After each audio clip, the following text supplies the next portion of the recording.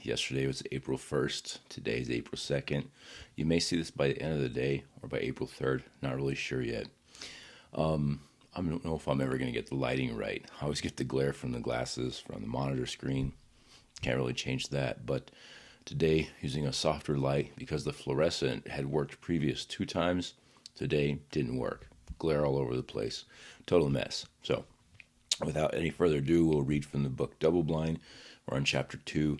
I may or may not read the entire chapter. It's a slightly longer chapter, and I don't want to give away too much. Also, there's a bonus read at the end of this, so we'll get to that. But you know what? Before we start, let's share a little bit. How are y'all doing? I'm doing fairly okay. Work is kind of kicking my ass. Personal life, a little rough for various reasons, goofy stuff. Can't find the catch-up, things like that. But how are y'all doing? Leave some comments in there, because I know that current events, things like that, have been a little bit rough. So I'm kind of aware of all that stuff. So I don't want to talk about any of it, of course, because this is all about reading books and writing and fun shit like that. So I think without further ado, we'll start with chapter 2, and then maybe we'll finish that in its entirety, and then we'll do a bonus read at the very end. It's going to be awesome. So Double Blind, chapter 2. Oh, quick catch up. So we were introduced to a lady who was working at the lab in Albuquerque, New Mexico, which was the setting, and she didn't make it. She didn't last too long. And then we were introduced to the main character, which is the Sam character, who's a military contractor and kind of a badass, but also he's got some edge to him, like some shit happened to him, and we're kind of being introduced to that. So, chapter 2, Dex Laboratory, Bio Level 1, February 7, 2023. Having a place of employment featuring an incredible view of the stunning Sandia Mountains was something Dr. Marcia Benedict loved dearly. Dealing with the dramatic shitstorm associated with her work was something she was much less thrilled about. She only worked there for several months, and it was obvious there wasn't enough time to prepare. There was a lot of controversy when the laboratory first opened in the suburbs, an unending media circus being one. The lab was declared an independent entity, but it had a well-known loose affiliation with the larger labs in the area, one of which was located on a large, highly secure military base. Locals had always been suspicious of the large facility, and when small subcontracted locations began emerging around the state, suspicions became rumors. Soon the rumors became genuine fears. Now that there had been an incident, Marcia was greatly unsettled. Marcia leaned back in her office chair, running her hand through her brunette hair, sighing slightly. She had a phone call to make and hated the idea. She picked up her iPhone from the desk and dialed the number, placing her Apple Pod in one ear. The phone rang twice before he picked up. "Hello?" "Hey, Ben," Marcia said, resting her head in her hand. "How's your morning?" he asked. "Not great," Marcia said. "Oh?" Ben attempted to sound like he cared, but deep down, she sensed how he really felt. Contempt. "Yeah, look, we need to talk," she said. "In person?" "No, Ben, we have to talk about things right now." There was a lull, and she could imagine his grimace at her attempt to be direct. He knew she wasn't good at it, and resented when she assumed control. He felt he should be in charge. She hated it. "Okay," Ben said. "Talk." "Why do you have to be such an asshole?" she demanded. "No, you know what? It doesn't matter. Look, you need to move out." "Where is this coming from?" Marcia paused, putting her hand across her eyes and rubbing her temple as she breathed deeply. "Are you serious?" she asked. "We've been fighting for the past month about everything. Even this morning, you were a total ass to me. Whenever I share something about work, you turn it into a critical session about my performance, and I can't stand it anymore. I just want it over. I want it to end." "We can talk about it later." He nearly sounded like he was pleading, but she knew better. Marcia pulled her hand away from her face and stood up. "No, Ben, just no. This isn't working out, and I won't listen to anything you have to say. Just get your things and be gone by the end of the day." "Oh, bullshit," he replied. "Marcia, you are a strange person, but this is coming from left field." "No, I'm being serious. I need you out of my apartment, now." She could hear him letting out a long breath. "Do you know what kind of position this puts me in?" "I don't care," Marcia declared. "I'm done with all the bullshit. It's over." She took the apple pod away from her ear and ended the call. She set the phone back down on the desk, knowing there was a precious few moments before he'd send a text. The phone dinged, and she slammed her hands on her thighs. That's it, she thought. Marcia stood, quickly tossed on her lab coat, and left her small side office. She took a moment to tie her hair back into a short, tight ponytail as she walked down the hall to the Containment Lab 3, Bio-Level 2 for low transmissibility vectors. These included influenza or the common cold. Not that they couldn't do damage, but nothing like Ebola or Marbury. She saw a security guard at his booth and he waved, donning a large smile. Marcia almost felt bad that she'd forgotten his name, but that wore off quickly. Chavez was all she knew of his identity via his name tag, but his persistent advances prompted her to care less. It didn't matter how many times he asked her to get coffee, it was a no. Hello, she nodded as he buzzed her through the double doors. The security badges had an RDF card indicating who had clearance for the different levels, while a physical guard unlocked the zones. The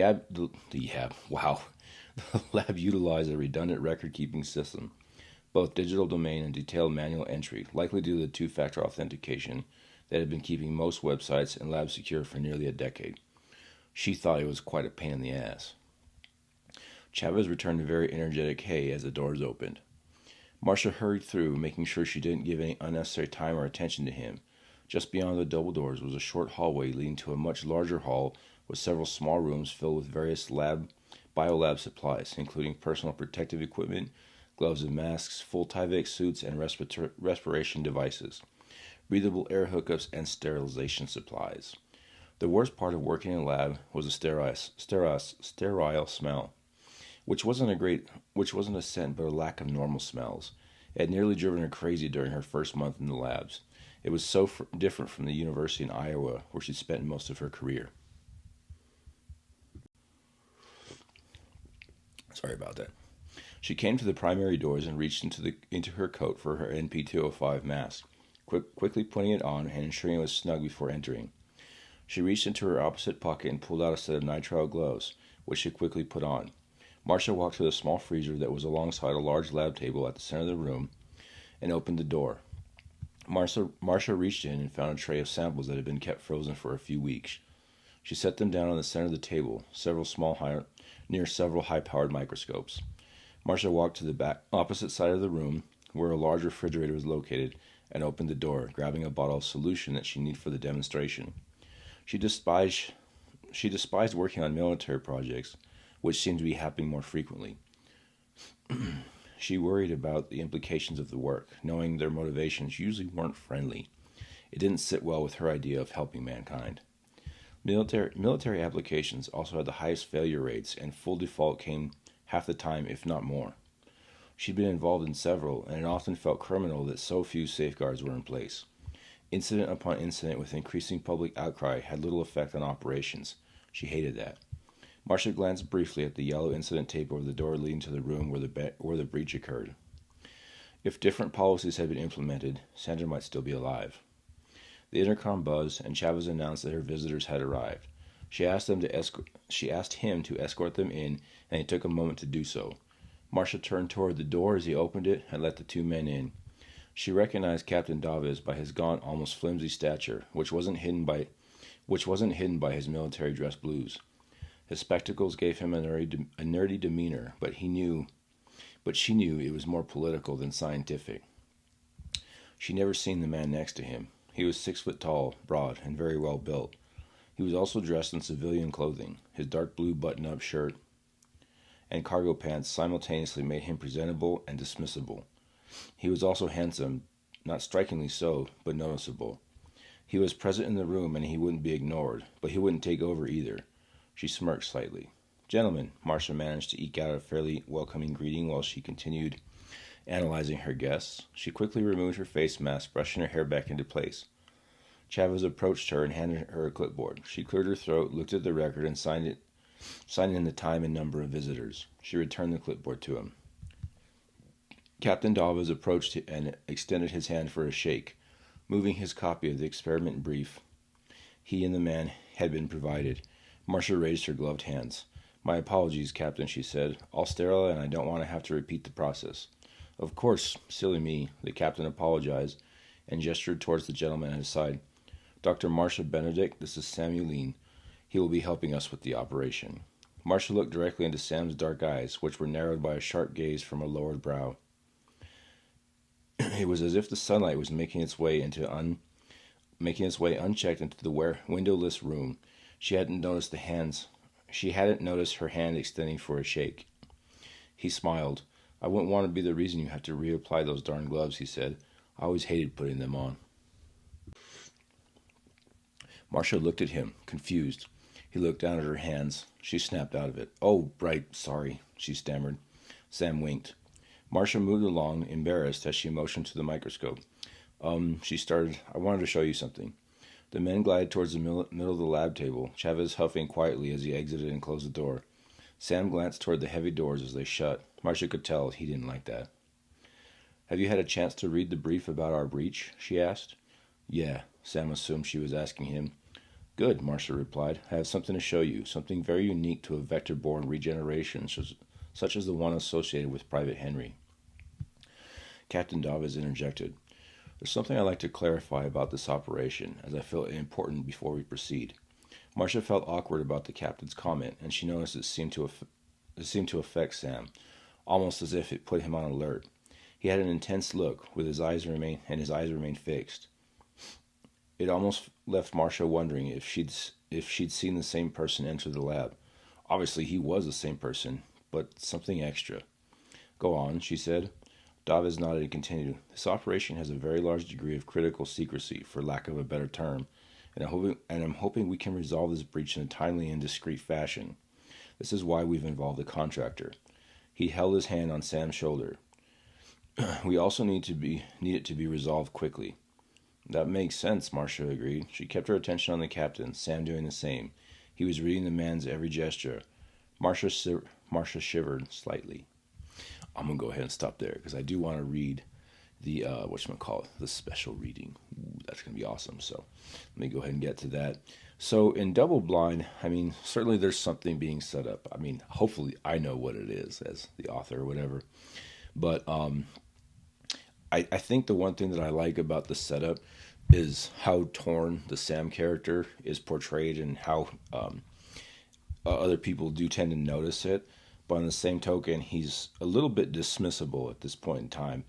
A lot of the feedback I had gotten about the Sam character is that he's just kind of off his game a little bit. Like, people can tell he's good at what he does, but he's still a little bit off. And there's more to that down the road. So I do not have a physical copy of the bonus read that I'm going to do, but it is the second book in a series by Jack Croxell. If I mispronounce your name, I'm sorry, brother, but picture should be up somewhere on the screen. The first book was called Extant, and basically it was a science fiction thriller, of course, and it was futuristic, dinosaurs, the time travel thing, dinosaurs in the past, on Earth, that whole thing. It's kind of hard to explain this stuff without doing a full, spoiler. Don't want to do that. So essentially you had scientists back in time, Jurassic timeline, all that good stuff. Who can go wrong with dinosaurs, right? That was actually a line stolen by Nova Hart, who did a shout out for Jack's book. I really like this because it is written in a very unique style, a very important style, I think, for the piece, and one that's reminiscent of kind of the older monologues that featured journal entries, things like that. So let me go ahead and without missing a beat here. Precipice, T-minus 6 days. Transmission received. I'm not really sure about the the periodization, like the calendar, months, years, and all this. So it says transmission received Sol 7, 1650. How many time travelers are there on this planet, and which one of us is responsible for writing "Don't Trust Everett" on a canyon wall in Mongolia? Let's approach this problem logically. I know for certain that there are at least 2 time travelers present in the end Cretaceous, Major Callum Everett and myself. Firstly, did Major Everett have the means, motive, and opportunity to write the canyon message? Well, means is simple. The words appear to be written in some kind of sticky black substance, and Major Everett could easily have brought something like that here from the Anthropocene. Opportunity? That's trickier. Major Everett couldn't have written the message whilst we were here in Africa. He barely left my sight for long enough to watch a movie, let alone to fly to Mongolia and back. But what about whilst he had been here in Asia? It's true that the Major and I even took a mission objective and split up before I entered the canyon system. But I checked the flight logs, and they say that he flew the shuttle north uh, to situate. Wow, messed that up bad. He flew the shuttle north to situate and arm the next bomb, just like he had said he had. I love the entering of that, or I should say the entry for that, the lead in, all that stuff, because there isn't a direct like action. Like for example, in my books, there would be an explosion, there would be this, there would be that, a little bit of cheap tricks or whatever. This leaves so much more to the imagination from the author's perspective, and that's really powerful for the short amount of time that he does the presentation of the story. So there's no chance an active drone wouldn't have noticed the shuttle landing so close to where I was working and then pinged me with a report. On the other hand, I only have Major Everett's word that he came straight to my position in Africa once he jumped into the end Cretaceous from the Anthropocene. If I mess up any of these scientific dinosauristic time period piece words, I'm sorry, man. It's possible that he actually went to Mongolia first and wrote the letter for me to find later. Although now that his arrival has completely altered the events of this timeline, how would Major Everett have known that I was going to explore that particular stretch of canyon, or even that general location in Mongolia? It was me that first identified the canyons as a drone target. Major Everett wasn't even present in the shuttle cockpit at the time, and hence had no input into my flight path. Potential motive is even hard to decipher. Why on earth would Major Everett leave a message telling a colleague not to trust him? The only thing I could think of, ever since he arrived in the end Cretaceous, I suspected the Major of hiding something from me, of not telling me everything he knows. Could a potential motive have something to do with that? Or maybe even this personal history back in the Anthropocene? No obvious answer is jumping out at me. So, let's stop the video. I'm going to do another video quick. So the thing I really like about Jack's stories is the way that he builds not just the drama, actually I'm going to jump to something else, not just the drama in the storytelling and kind of the overly scientific presentation, which makes the whole thing work, but it's really the imagination that goes into it. And what I mean by that is an imaginative story, they're fairly common. I mean, there's a lot of really good writers out there, independents, your traditional writers, all that stuff. But the way that he presents it through the journaling, you can tell that his concordance, i.e. his idea, his plan for the thing, is really well written. I would venture to guess, and this is not supposed to be a giveaway or anything, but it just sort of talks about the amount of detail that he puts into it. I would venture to guess that he has the equivalent of probably another novel written. Maybe not totally a novel format, but there's so much depth into the stories that he uses to pull from. It wouldn't surprise me if he said, oh, here's the novel that I wrote to tell the story, via journal entries. And I don't know if that's accurate. So, Jack, if it's not, I'm sorry, brother. I didn't mean to, say anything that was false or, incorrect. But it's just kind of a testament to the amount of detail that he pulls from in order to write his stories. So another thing I really like about these particular stories is they're very clean. They're very, they're not like mine where I get rowdy and stuff like that. They're not like that at all. You could read it pretty much at any age level. You could, if it were to become a movie, pretty much any age level. And the other thing that I really like about these stories, I lost my train of thought. The thing I really like about these stories is they got gritty in the second one. Like the first one, there was definitely some action, some suspense, some intensity, but the second one got gritty. Like kind of not just a scientific whodunit, but like a seriously whodunit. So I really liked it.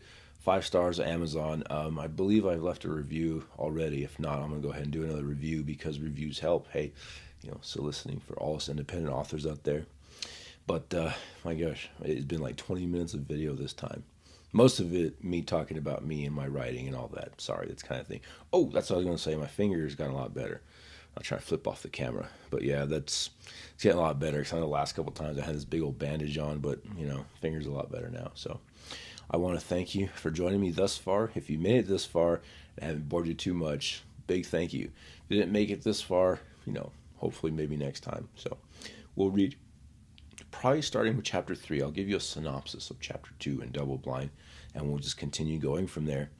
Thank you for joining me once again, and we'll see you next